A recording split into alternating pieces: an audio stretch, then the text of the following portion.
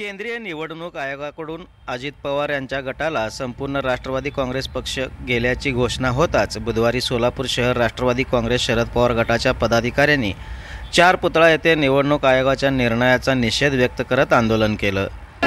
धिक्कार असो, धिक्कार असो, निवडणूक आयोगाला धिक्कार असो, धिक्कार कैसा हो, देश का नेता कैसा हो, शरद पवार कैसा हो, शरद पवार साहब तुम आगे बढ़ो, हम तुम्हारे साथ हैं, सुप्रिया ताई तुम आगे बढ़ो, हम तुम्हारे साथ हैं, रोहित दादा तुम आगे बढ़ो, हम तुम्हारे साथ हैं, धिक्कार असो, धिक्कार असो, निवडणूक आयोगाला धिक्कार असो, धिक्कार निषेधात आम्ही आज इथे निषेध करण्यासाठी आलेलो आहोत आणि जो काय निकाल दिला गेला तो आमच्यावर अन्यायकारक आहे असं आमचं म्हणणं आहे। शरद पवार साहेबांनी ही स्थापना केली होती पक्षाची, एवढं त्यांना दिसलं कसं याचं आश्चर्य वाटते की आई जेव्हा मला